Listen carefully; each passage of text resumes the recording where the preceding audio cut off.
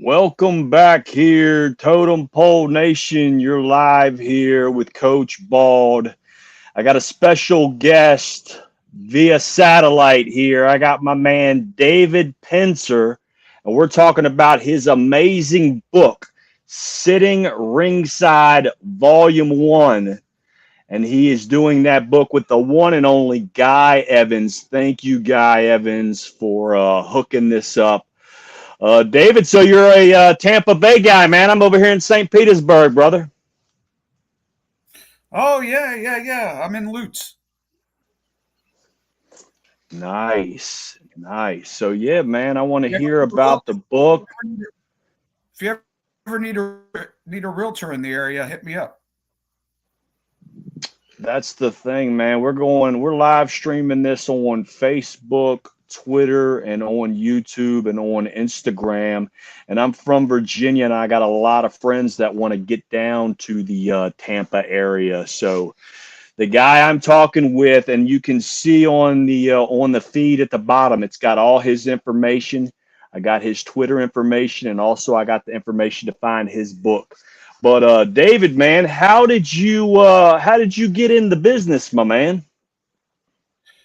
Well, it's a crazy story, and it's in the book. But the short answer is that a lot had to happen that was improbable or impossible. Uh, if you read the story, it's incredible. I was able to get a little pinky toe in the door of an indie wrestling company, and by hard work and a lot of breaks that I didn't deserve, uh, at that time it was a different business. They didn't let people in that weren't part of the wrestling industry or didn't train. So I somehow got and was able to parlay that into 30 years. So, I'm grateful and blessed. I got to live my dream. And, I didn't know when this adventure started, I had no expectations of what I was trying to do. I was just trying to, I was just involved in something that I've loved since I was 11 years old. I've been obsessed with, and, you know, and to see where that could take me. Never in a million years would I have thought, looking back, that it would take me to where we are. But that's a lot about. There's a lot of WCW stories. Once we get into the WCW stuff, my perspective and opinions of some of the things that went down, good and bad, and little inserts on a lot of the talent, announcers, and management. So if you're a WCW fan, I saw someone wrote a review yesterday, and he said this is like the next part of Guy Evans' Nitro book, because it's somebody who lived it is now giving them on what everybody learned about the story, reading the Nitro book.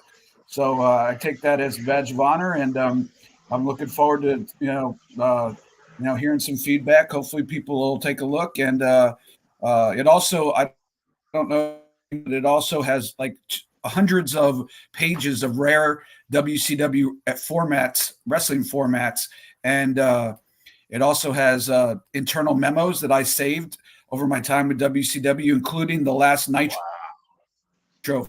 So, yeah, it's never been seen before. Last Nitro format. There's a bunch of Saturday night formats from 1994, 1995, some old Disney stuff from 93 and 94, internal memos from the management to the town. It's a really cool treasure trove of information. We originally were going to put that out and do a scrapbook. And when I started telling my story to Guy, he's like, we're not doing a scrapbook anymore. And I'm like, well, everybody wants to see the last Nitro.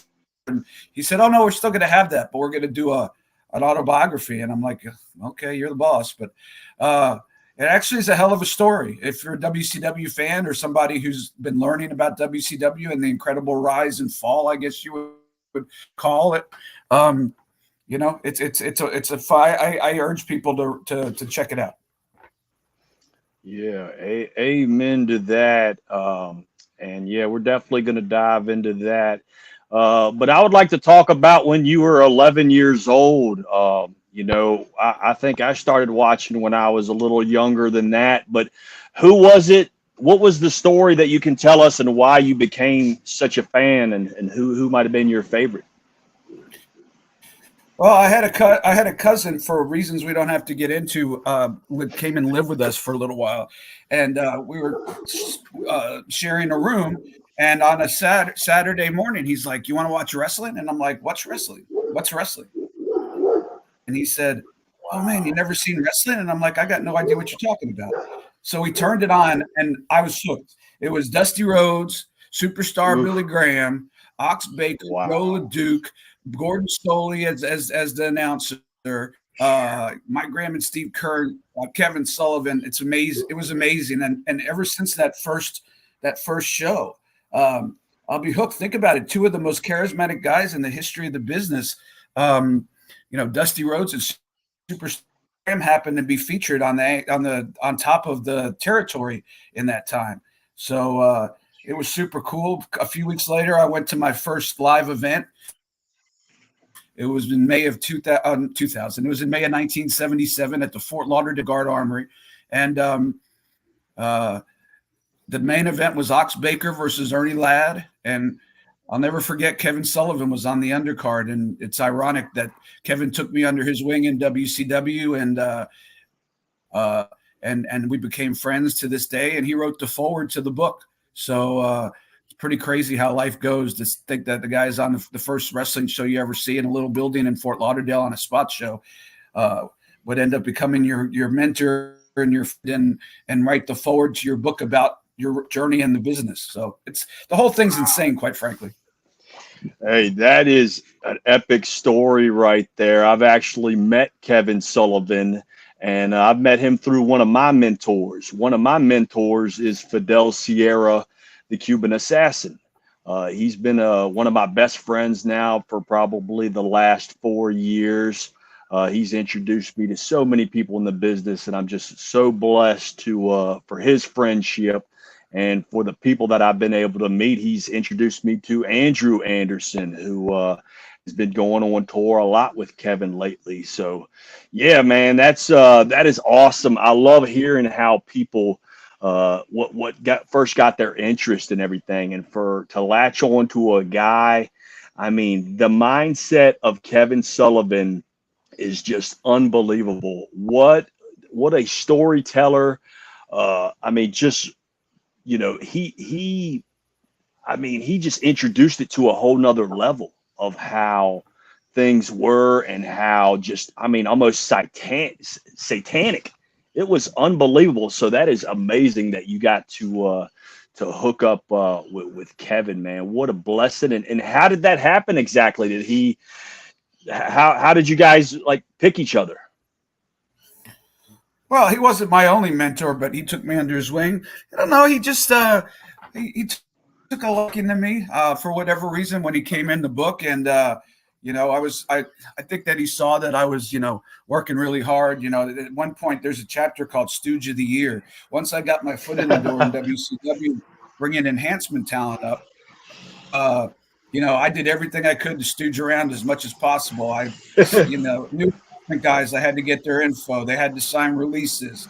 All the wrestlers had to sign a sign-in sheet to get paid, and it also said that they could put them the sheet that I walked around and signed is the very reason why nobody has could ever say that they deserve money from anything that WWE puts on Peacock or their network when they had it or anything like that, because that little sheet time that they had to sign to get paged, if you read the small little words at the top, said we have the right in perpetuity to put this on anything we want to put it on.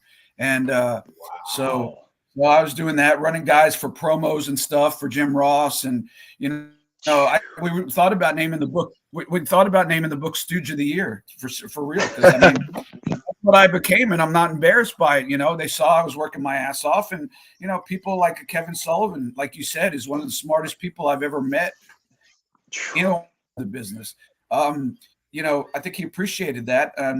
He is also friends. I was riding with Pee Wee Anderson, and he was also friends with Pee Wee. I was friends with Jimmy Hart. He was friends with Jimmy Hart. So just had a lot of common people, and started riding together. Me, him, and Nancy. And every once in a while he'd give me, he'd hand me the pad and say, write this down, Penzer. And I'd say, okay, TV title match. Okay, I wrote it down. Chris Jericho champion versus, and he'd go, I don't know that, and I say this in the book. I don't know that he was really looking for me to give him ideas. I think he was mostly just that's how we just passed the time. There was no cell phones and no, no, you could either listen to the radio or you could rib each other. So I think he just thought it was like, I'm gonna get the ring announcer to be my stooge and write it down. I was like, fine, because it was fun for me. I felt like I was a little tiny part of the process. So he would say, who do you think would be a good wrestler on the roster to face Chris Jericho on Nitro this week? And I'd say Eddie Guerrero. He'd be like, no, Wow. he'd be like, no, Eddie's in a feud with this guy, and we don't want to beat Eddie. And I'd say, okay, that makes sense, and I'd put that in the back of mind, So, and then I'd say, I realized what he was saying. You don't want to beat somebody who's in a prominent role, but you want somebody who's going to have a decent match. So I said at one point, I said, Disco Inferno. I think that might be entertaining. He goes, Penzer, right? And that week on Nitro, it was Chris Jericho defending against the Disco Inferno. So, I got little by little, I got to, do stuff that I could only dream about. And towards the end of my run in WCW, I was on the booking committee. I came up with ideas that people would still remember for matches towards the end. Again, people can read all about the specifics in the book, but yeah, it's an amazing journey. It would be amazing if this journey started in 2012, when everything's open and everybody knows that the business is predetermined, and anybody for the most part can be a ring announcer for their local promotion if they could put on a suit and tie and talk on a microphone. That's not taking away from anything. I'm talking about how things have changed, but it would still be a hell of a story if that happened in this day and age, to somebody to get to a national level in a Monday Night War type situation. But the fact that I did it in the closed environment of the early 90s, I look back and it's almost impossible to believe that all these things that almost were impossible went right. And so that's a hell of a ride, man. Man, absolutely. You took over for arguably one of the greatest, the most dangerous ring announcer of all time. And we've actually had him on the podcast, Gary Michael Capetta. So tell me about him. He had to be a mentor to you, man. What a guy he is. Gary's a good friend. When I became the backup ring announcer, Gary used to, as his contract was getting ready to finish up in 95, I think he would tell me, David, I'm going to be leaving. And I'd be like, you're not going anywhere, Gary. They'll like, and as it got closer, he might be like, David, really? If you have any questions or, you want any input, I for a lot of that time, if I wasn't ring announcing the B shows or the house shows, I rang the bell at the TV tapings hard camera. So, I got to take in Gary's whole, demeanor and shtick, for lack of a better word, and and saw what worked and what didn't, and I never copied anything, but I a lot about what I did with the crowd after Gary, and he's still a friend to this day.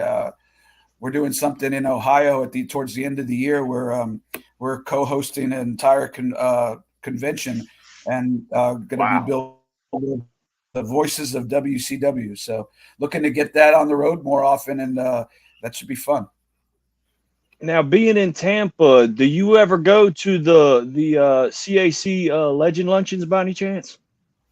Yeah, I haven't in a little while for various and sundry reasons, but yeah, I went for a while. I actually got inducted a few years back, maybe 5 or 6 years back.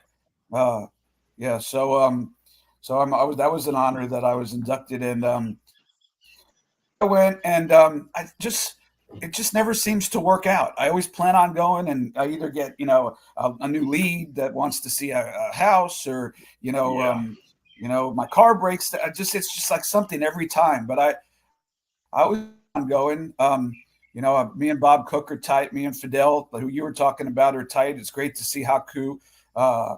What a wonderful guy, man. For somebody so tough, he's such a nice guy.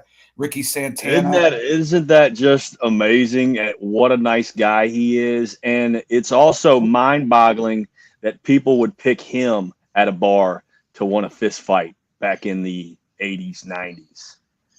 I'm telling you, if you have any wrestler that was around in the 80s and 90s who's the toughest person in the history of the wrestling business, to a person, they will tell you Haku. And if you say who's the second toughest, they'd say the Barbarian. Yeah. But those guys didn't mess around, and yeah, people would pick on him in the bar. He'd had a few drinks, and they'd want to fight him, and he just devastated them. I think he pulled a guy's eye out once. Yeah. Look, if you're gonna challenge somebody who takes a total honor in what he's.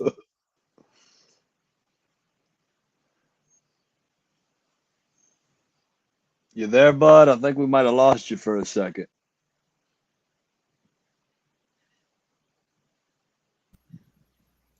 I can't hear you. Try to hop back on if you can.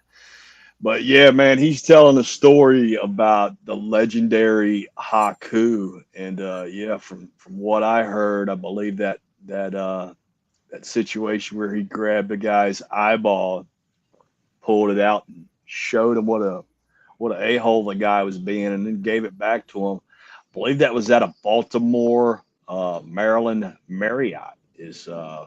Is from what I heard. David, are you still there? Can you hear me, brother? I can't hear you.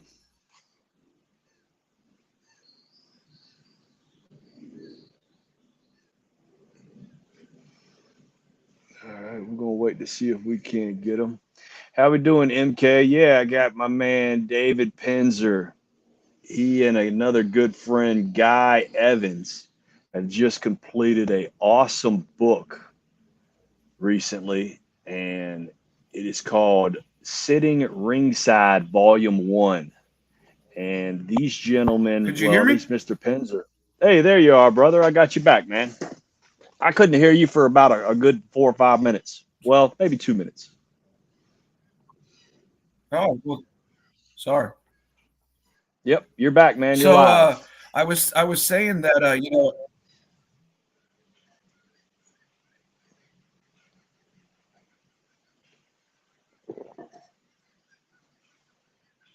David, I lost you again, my man.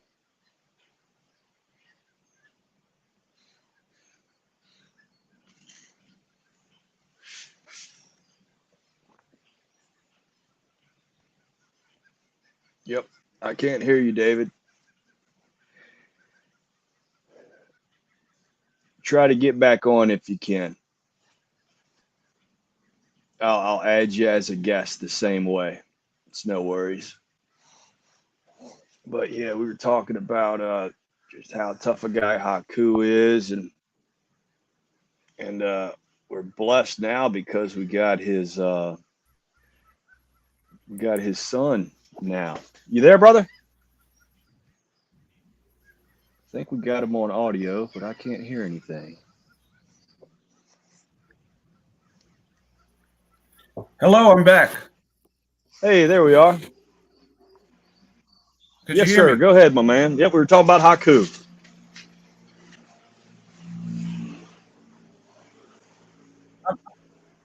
I'm having some internet problems. Let me go to a different place in the house, and I'll stream back in. Give Yep, me no give me problem, 2 minutes. brother. No Sorry. problem. Yep. But yeah, MK and anybody else, you can find their book at the on the little ticker feed here at the bottom. It gives you all the information.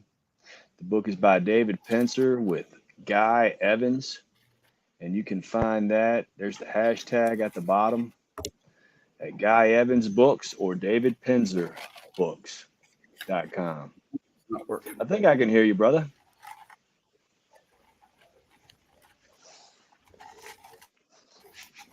But yeah, we're talking about a gentleman 30 years in the business, started off Global Wrestling Alliance, had an amazing run in WCW where he ended up taking over for the legendary Gary Michael Capetta.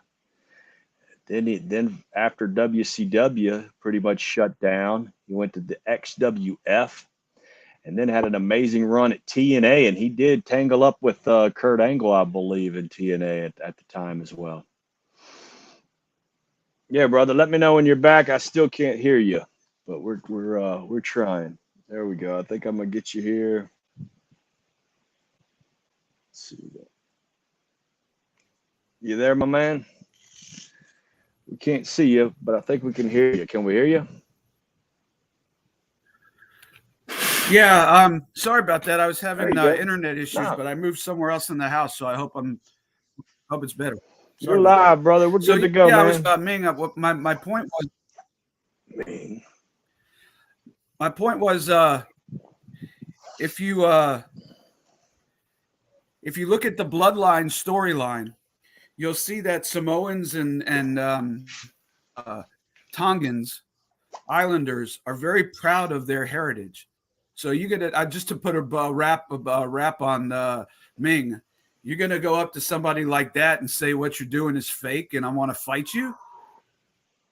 Oh, Liquid courage. it's yeah, it's not even close. But yeah, so but nice, super nice guy, and sorry for the issues we had. Oh yeah, no worries. But yeah, man, definitely for the next Legends Luncheon, man, try to make it out there. I've been fortunate enough that Fidel takes me with him.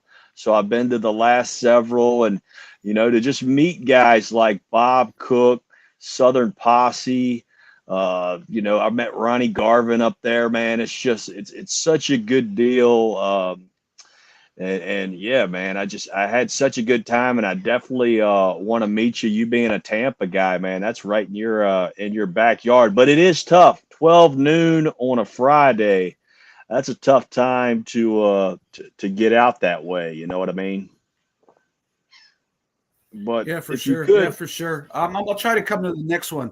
So awesome. you're Fidel's designated driver, huh? Yeah, that's pretty much how it works. That's how it works, man.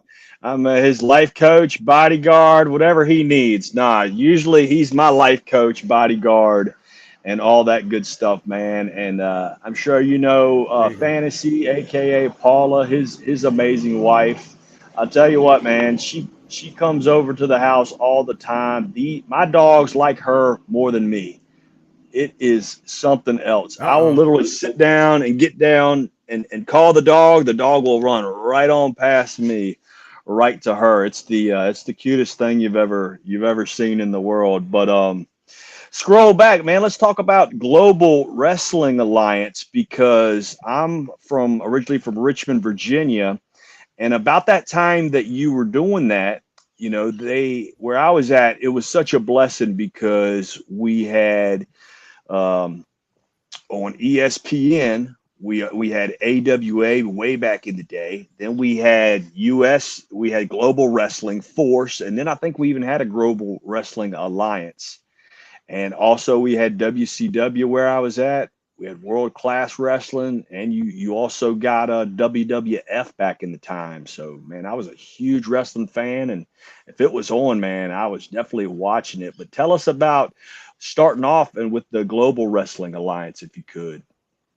So yes, so they when Hulkamania went crazy in 84, 85, the next year they put put up Global Wrestling Alliance on what's called the penny stock market, which isn't Okay. really around anymore reason, but they raised I think like $500,000 from like people putting in $5, $10, or whatever, and they were trying to Championship Wrestling from Florida had just folded, and they were trying to sort of take over their niche. We had Gordon Soley for a little while.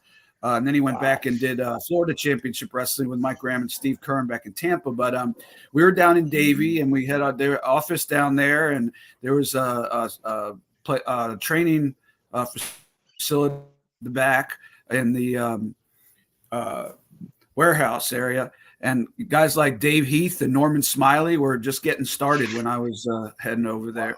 And so, again, Stu Duran, my dad, how it happened was my dad is a psychologist. And the guy that ran the company was a guy named Dr. Michael Brannon, who was a psychologist, but also wrestled with the psychologist gimmick as Dr. Red Roberts. He ran it.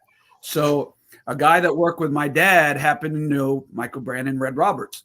And so he called, just calling a favor. Hey man, do you mind if he comes by just to hang around, just to say hello? He loves the business help you, And so I did.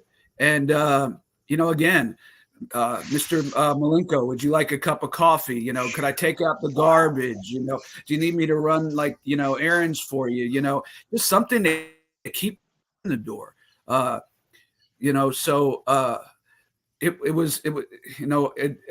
didn't end up lasting very long, but I became very tight with Bob Roop, who was the booker.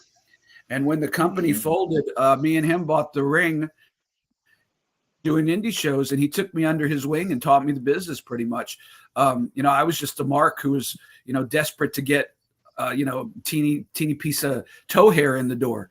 And so, and the rest is, the book goes into all that stuff in detail, but it's a crazy story. But yeah, I actually never ring announced TV for Global Wrestling Alliance. They had some Elvis impersonator they liked, but I did house shows for them.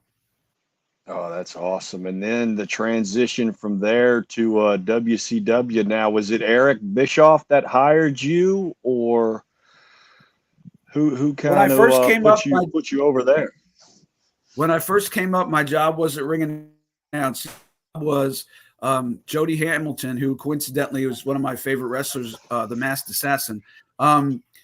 He booked the enhancement talent.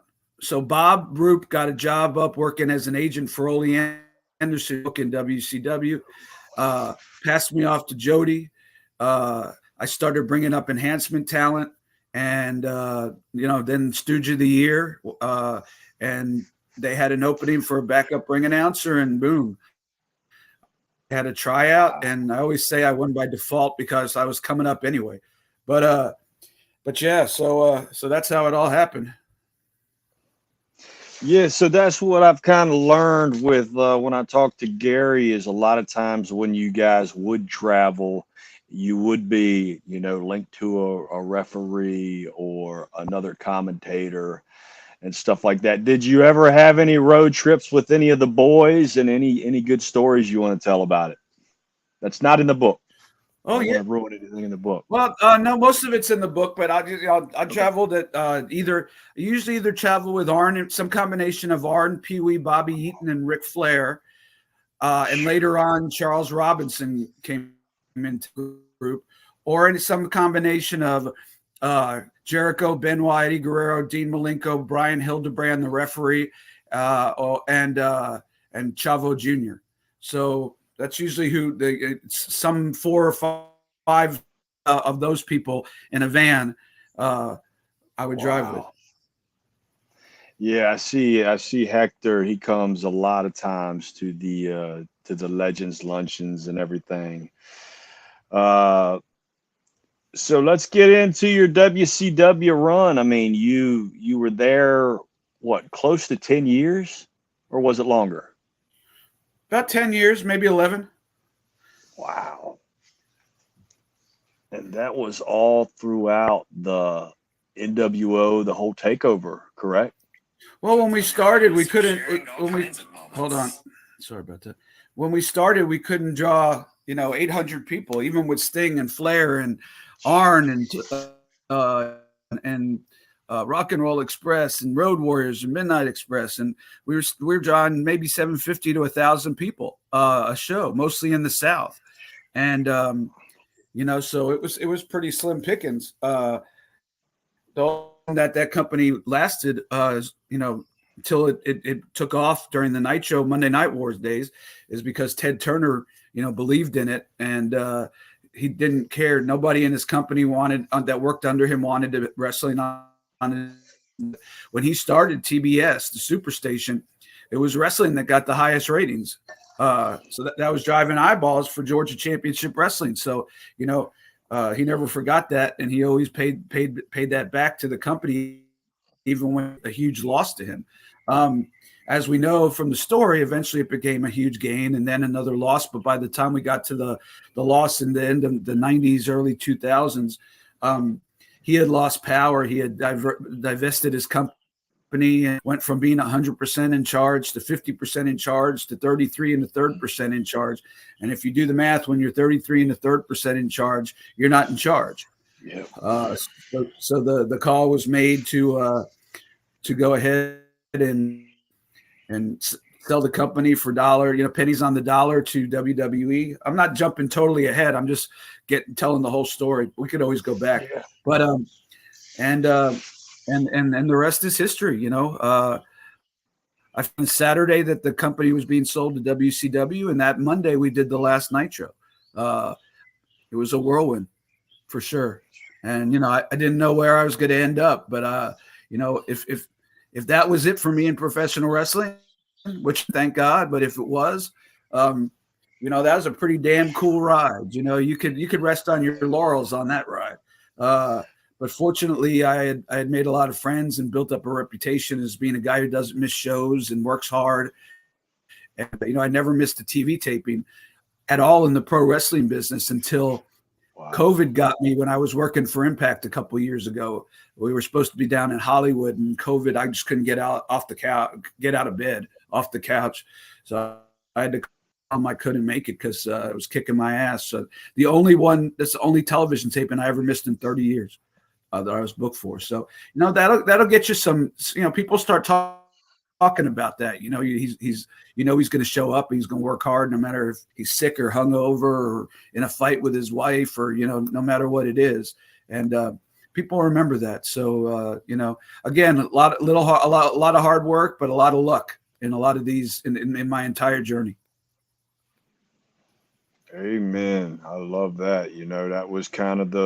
That's kind of always been a mindset is, you don't call into work, you crawl into work. And when you get there, man, it's time to give it all you got and everything. And it's good to hear that it's not just the guys that, you see in the bright lights. It's the guys that really make it happen. And for you to persevere through that and all that time, man, and just keep shining that light that you got, man. That's awesome. That's what it's all about, and that's why you were able to, be in the business for as long as and have such an amazing career. Now, after I don't want to go too deep into the book, guys. Check this book out. All the information is scrolling down at the bottom. All right, check this book out. Go buy this book. This is a great dude right here. He's across the water from me. He's across the water from me in Tampa. I'm in St. Pete. But let's journey on into TNA because you ended up going there. And, man, they got red hot about the time that you were over there. A lot of guys that you were having a lot of success with in WCW had kind of transitioned and I know Kurt Angle was a big name from WWE that went over there as well. And tell us about that transition. Well, Jeff Jarrett called me. I had a company that was very successful that did airbrush tattoos on cruise ships and parks, and he called me. I'll never forget. I was driving my sons to a bowling alley for a birthday party, and he said, "Hey, how'd you like to come to Universal next week and announce?" And I said, "Okay, I want to be clear. It's just 1 week." And I said, "Okay." He said, Shane Douglas, who was doing our interview, was our interviewer behind the scenes. He and Jeremy Borash is our ring, which I knew. He said, so Shane needs to take a little time off. JB's going to slide into his role, and you'll slide into JB's role for a week or two, just a couple of tapings. And I said, all right, cool. So we negotiated, and and so I went, and it turned that into a 6-year freaking deal, man.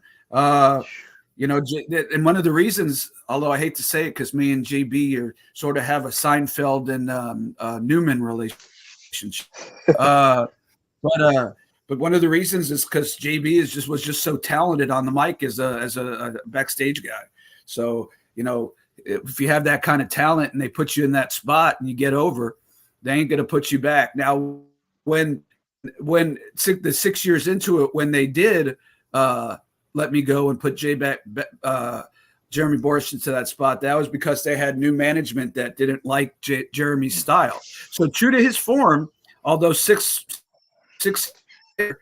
Jeff said, when it's time for JB, not to be the backstage announcer anymore. He's going to be the ring announcer, and you're going home. So it took a lot longer than we anticipated, and I'm blessed for the experience. I went back a couple of times. Most finished up with Impact this past December, and now just focusing major league on the real estate business and the book, and just got some other things coming up. So just working hard, and I got some indies booked, and I think I got some convention appearances booked. So it's nice to stick around. I don't know that I'll ever do this full time again, or even part time again on TV. I'm going to be 8 years old next week, and it's a young person's business. But it's nice to still be around it. But and that said, every time I say I think I'm done being on television, I get called up to do television. So who knows? They reel you back on in. Amen. Total Pole Nation, if you're watching, I've got David Penzer on. And anybody looking to move in the beautiful Tampa area, all right, hit me up. You can find David on Twitter at David, DavidPenzer, all right, at David Penzer, all in one. And yeah, man, that's such good stuff. And that road, going on the road so much too, man, that'll just wear and tear, and it'll kick your butt, if you let it. So it's good that you're doing different stuff and hopefully enjoying more of life. I mean, living in Tampa, it's got to be nice, right? Yeah, man. When I was younger, doing what back in the Monday Night War, man, we would get 5 days off. I would get 5 days off. Okay. And that's traveling 25 days a month. Not like going to the office 25 days a month. So I couldn't do that right now at 57 years old. If you put $1 million in front of me, try. But I don't think I could do it. Just traveling with Impact every 2 or 3 weeks, was starting to get to me. So, and it's much more difficult to travel now, and nothing's the same as it used to be. It was a lot, and they treated people with respect. But then again, people treated them with respect. And right now, I don't think there's respect on it. And not to get off of professional wrestling, but there seems to be a lack of respect on all sides of the aisle. Amen, my brother. How long have you been in Tampa? I moved here to start with the XWF 8 months after WCW went out of business in 2002. And I've been here ever since. Same house, raised my kids. They're now 28 and 29 and 27. And, we're about to downsize a little bit and maybe head up a little bit closer to you. Not sure yet. But yeah, it's nice here, and easy access where I live, at least easy access to everything around you, the stadiums and the beaches and the airport and all that stuff. So it's it's nice. And we're going to talk in volume 2. That's going to be coming out later this year in depth about TNA and especially the XWF. I was pretty much involved in every facet of it. Pretty much involved. It's like the lost promotion almost. Mm-hmm. Have a ton of formats and business plans and really cool things that nobody's ever seen before. Just like I have the WCW formats and business plans and stuff that nobody's ever seen before in this book. So we're gonna talk a lot about the XWF, a lot about what we were trying to do, where it was supposed to be going, why it didn't go that way. The names involved that you didn't hear about, that were behind the scenes. And, also talk about, my podcast with Impact during COVID, which is a story in itself. The empty arenas was crazy. If you'd have told me that 5 years ago, I'd have told you you're out of your freaking mind. to do that in front of that stuff. God bless the wrestlers even more than me, because the crowd gives you adrenaline. The adrenaline helps the bumps from not hurting as bad. And there was no crowd and there was no adrenaline. And so the bumps were hurting even more. So God bless them, man. They, the industry, pretty much, the whole world really kind of moved on and work with what we had to work with. I was never so happy to see fans in the building though when that was over, because it's let's just put it this way: it's a business to not be done in an empty studio, and I'm sure everybody who is watching this who's a wrestling fan understands why. Yeah, without a doubt, that WrestleMania that they had, they was originally going to have it in Tampa, Yeah, and we had tickets there was to the it and whole everything. Yeah, Yeah, there yeah. was going to be a TNA reunion pay-per-view that weekend of WrestleMania called "There's No Place Like Home." I had gone like the week before COVID shut everything down. I'd gone to Atlanta. They filmed a 1 hour special, sort of the old TNA people coming back and pushing the matches. And I was the commentator, and I did Scott Demore did the color, and then I was supposed to be the commentator for the pay-per-view. But the pay-per-view obviously got canceled. Everything got canceled, and yeah, that was sort of strange. I couldn't believe, not to get off topic, but when it was happening, when things were starting to cancel, I kept saying they're not going to cancel WrestleMania. You got people from all over the world coming. You got 80,000 people in town, if not more. They're not. There's no way they could cancel WrestleMania. And I'll never forget when they announced they were canceling WrestleMania. I was like, oh my God, this is.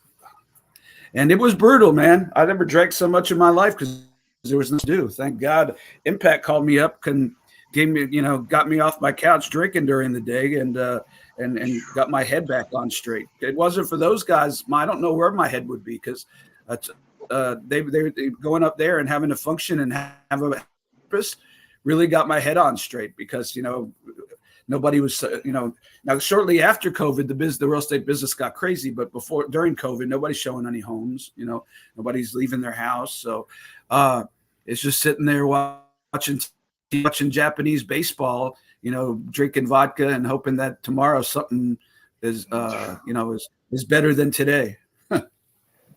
Yeah, it was absolutely crazy times. I was lucky enough at the time, I was working at a golf resort, and they said that, hey, it's open air area. People can stay away from people. And luckily I was able to keep on working. They cut our hours and everything.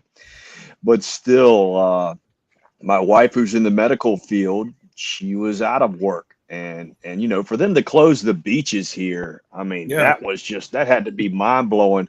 I mean, you being a guy from the Bronx, me being a guy from Richmond, VA, I would have never thought in a million years that a beach would be closed due to some kind of germ or whatever the hell was going on at the time. Nobody really knew. No, So, nobody knew. Nobody knew if everybody eventually was going to die in the right, stages man. of the whole thing. There was, people were washing their, going to the supermarket with their masks on, and then washing the boxes of food and things, in their Washing driveway. mail. Which turned out necessary. Obviously, we know closing the beaches was the wrong move, but I don't know if you could blame anybody. It was an unknown, and nobody knew. Now, where I have some issues is when people started to know, when they didn't, and they pretended they didn't know for reasons that had nothing to do with the well-being of the people in this country and the world. But that's a whole nother topic that I'm not going to talk about. But yeah, it was crazy, man. But we got through it, thank God. And I never got to do that No Place Like Home pay-per-view for TNA. It happened to be the last show that they ever did before the Nashville Empty Arena. And I guess I was fresh in Scott's mind because I was the first one he called up to come do it. Wow. That is awesome. That is good stuff. But yeah, if I could, I would love to just, since you've been in the business so long, man, I know different people, and I'd love to hear like a little story about them if you could and you got time. Okay, shoot. Well, first I'd like to go with my main man, Fidel Sierra, the Cuban madman. You got any stories on him? Oh, he lives the gimmick, man. He lives the gimmick. He is, David Canal is his real name. He's probably going to be hot at me for saying that. And, he's Fidel Sierra, the Cuban heavyweight champion, no matter where he goes. He's old school, living the gimmick. you didn't really get to travel with him that much, but you know, him and he had a hell of a run in Oregon, in Portland, Oregon, for big Don time with Owens, Piper. Yeah. under different masks. You know, he had a couple of big runs under different masks, directors. Main evented, I think wrestled. I know he wrestled in Japan with not Harley Race, with Andre the Giant as his tag team partner on a tour. You know, went down to Puerto Rico, and him and Ricky Santana lit it on fire when it was kind of dying. Yep. That, so, you know, funny. Go ahead. Funny thing about him too, and one of his gimmicks that they, you know, chopped that thing real quick was at one time he was known as the terrorist. Do you remember that? Yeah. He was the terrorist. Yeah, then, you know, that 9/11. That 9/11 stuff happened, boy. They pulled the plug on that pretty quick, huh? Yeah. But he's, I mean, nice guy. Doesn't have a bad bone in his body. All he knows is professional wrestling, and you know, so he's Fidel Sierra 24/7. God bless him, and I'm glad to call him my friend. Yeah, man, and you mentioned Ricky Santana. That's who I was going to go to next. But you know, I know you had mentioned Roddy Piper, so I have to throw in the grappler Len Denton. You got any Len Denton stories? I really didn't get. No, I really did. I've only met Len once. Was at a fan fest that I co-promoted. It was called Championship Wrestling from Florida Fan Fest. Yeah, they had Fidel and Ricky on those a lot, and we brought in Len Denton. It was actually right before. Didn't he pass? No, Lenny's still here. I believe he's living in Texas now. Maybe it wasn't Len Denton. Maybe I met Len Denton. Maybe it was somebody else from the Pacific Northwest. But that was over there. But you know, never really got the privilege of getting to know him, or not even sure I ever met the guy. But I know, you know, Roddy talked a lot about him, and you know what a great talent, he was, a great mind for wrestling he was as a booker, and you know. I know that he was a great worker, so I just never got the privilege to get to know him. Right. And you'd mentioned him earlier, but how about the cooker, Bob Cook? Well, Bob Cook was, you know, my main man. You know, he probably was when I started booking enhancement talent. He's the first guy I called, and he probably was on every freaking show. You know, every I drive from, you know, Florida, so this will make sense and it'll horrify you probably. Yeah. I lived in Fort Lauderdale at the time, so I'd started in Fort Lauderdale.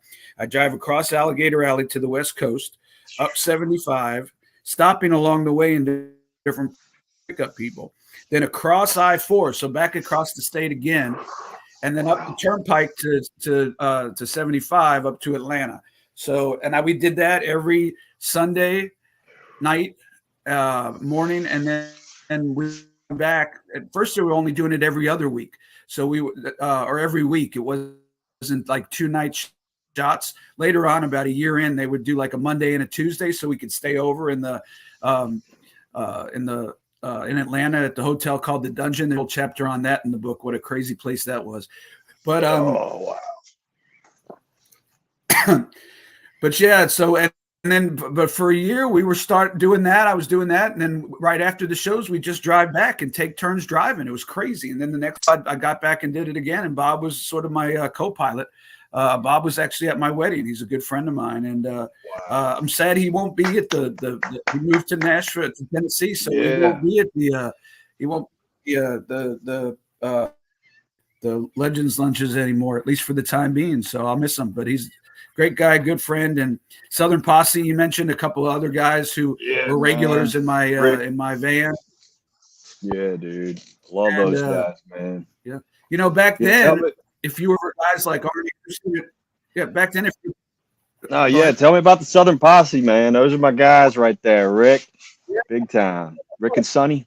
Great guys, but what people don't realize is back then, we're putting over guys every week like Arn Anderson and Ric Flair and the Rock and Roll Express and the Midnight Express.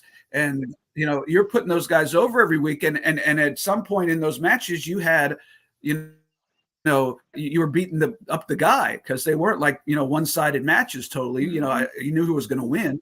But, at one point they were selling for you. That made you a main event guy in Brooksville, Florida.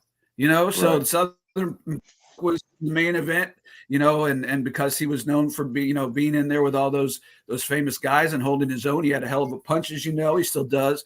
And uh and then the Posse were like tag team champions, through that whole run there, putting over all the guys up in WCW. So it wasn't only that they were getting paid, and getting experience. It was that it made them huge stars in their local areas. So, but it's a totally different time now, but that was then. And this is, you could read all about it on City Ringside Volume 1. Oh man, that's awesome. I'm so glad to hear that those guys are all in that book. I've definitely got that thing going to be locked in. Yeah, man, I guess we'll wrap this thing up, man. Anything else you want to say while we got you? Plug anything you got, my No, man. it's been an incredible ride. I'm grateful. I'm honored. I'm humbled. I'm excited. You know, not many people get to live their dream, especially for 30 years. And it's incredible. At heart, I'm still the 11-year-old kid who turned on Championship Wrestling from Florida in May of '70 and saw Dusty Rhodes and superstar Billy Graham and got hooked.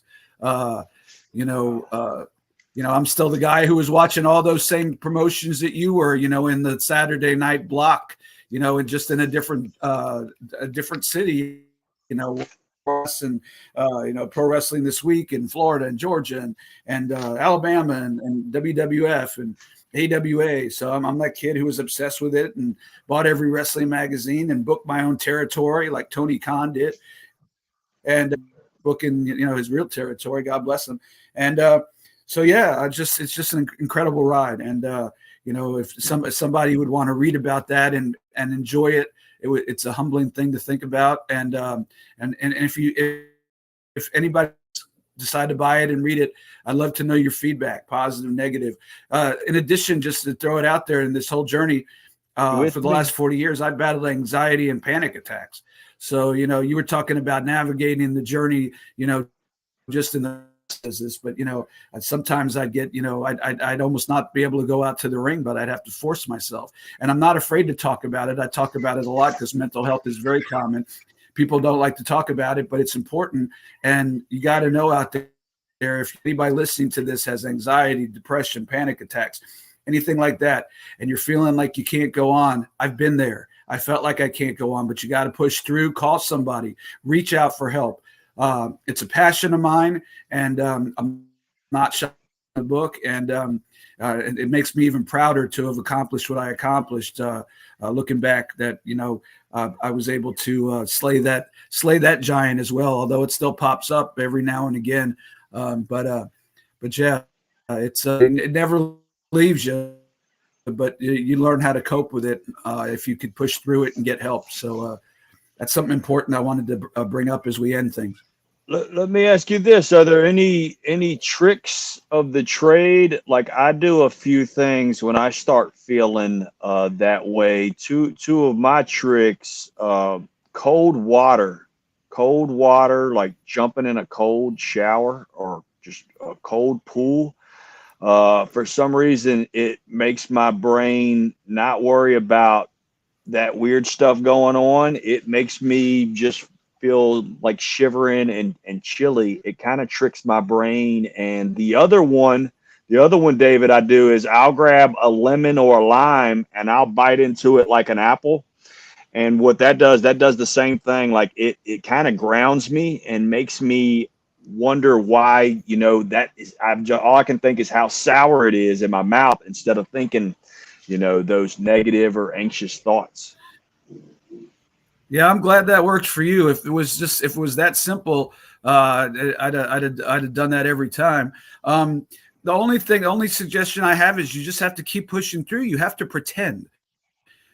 There were times that I had to go out and ring announce for a live TV taping and basically pretend what I'm doing. Just go out there and I was feeling like I wanted to frickin' crawl in a bed in the fetal position and but you'd have to go out there and you had to make yourself. For me, I wasn't going to not go out. Now these days, I could have taken some time off for mental health because it's something that is way more acknowledged. But back then, you couldn't say I'm having an anxiety attack. I can't go out on the night show. So I just went out there and pretended until I felt a little bit better. And sometimes it took 10 minutes and sometimes it took 2 hours. Sometimes it took 2 days. But, Wow. Just got to keep pretending. I know one time I had a major relapse and at that point. So that helped out a little bit, so yeah, you got to push through it. I know it's hard. I know you feel like it's never going to get better. I talk about this in depth in the book.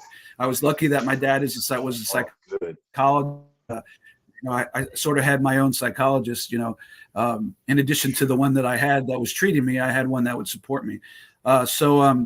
So yeah, but if anybody's out there and they feel like it ain't going right for them, life's too short, only live once. And, so reach out to somebody. Hell, reach out to me at David Penzer on Twitter, or I'm on Facebook as well. You can reach out to me. I'm happy to talk to anybody.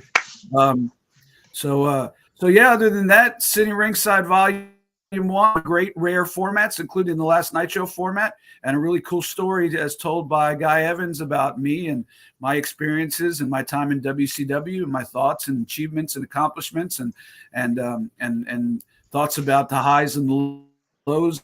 And I just give my honest opinion and let it fall where it will. I hope I don't upset anybody, not trying to upset anybody, but just giving honest opinions and, no malice. There's no malice there. I don't have any malice after all this time back. Any of the bad feelings that you might have had, they mysteriously go away.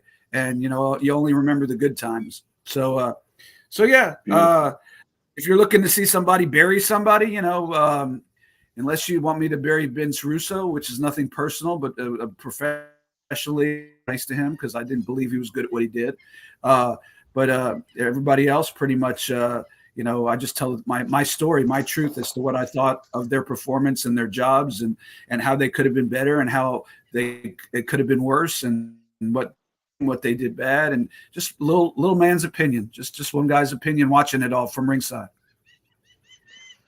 Beautiful. The best ticket that you can possibly have. A place I've never sat, ladies and gentlemen, Ringside. Man, thank you so much, David.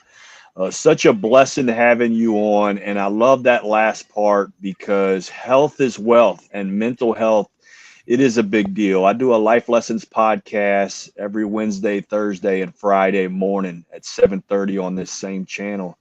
And we just talk about different challenges and how to come through and overcome different adversity. And, sometimes just telling my own story, I think is kind of healing, or hearing somebody else's story is kind of healing as well, because everybody's kind of going through stuff. And, Yeah. You can't hold that in and then explode on your dog or yell at your wife. You know what I mean? Yeah. So I appreciate you with being you, man. vulnerable. I'm with you. I'm glad that it's coming to the forefront, but still we lose people that don't need to be lost. And trust me, I understand their Especially pain. in your Anguish. business. I always find as a powerful thing. Sometimes, a lot of times, in a bad way. It will go out of its way to make you not want to be here anymore and make you think it's always going to be that way. But you just have to reach out for help. And because it's not always that way. And, over the years, I get different battles of anxiety and panic attack, some bad, some mild. And, I'd always call my dad and I'd say, hey, it became a joke at one point, where I say, I'm going to go away, but it feels like it's never going to go away, because at the beginning, I thought for sure this is never going to go away. I'm going to feel like this the rest of my life. It does go away. But when you're in that model, when your mind's in that mode, when that dam breaks, so it feels like it's never going to get better. So just remember, people, and then I got to run because I got another interview, but remember, people that are watching this, whether you buy my book or not, whether you follow me or not, whether you're Gary Michael Capetta guy or Howard guy, or none of this is personal to me. But what is personal to me is if you feel like you don't think it's ever going to get better, reach out to somebody, because it will. I promise you it will. From the guy who thought it was never going to get better on and off for 40 years of his life. Wow. Amen. Thank you, David. I'm going to hit the end button. Hold on for a second and we'll exchange information if you could. Thank you, Okay. Totem Pole Nation. Like, subscribe. And if you need anything from him, let me know. You know how to contact me.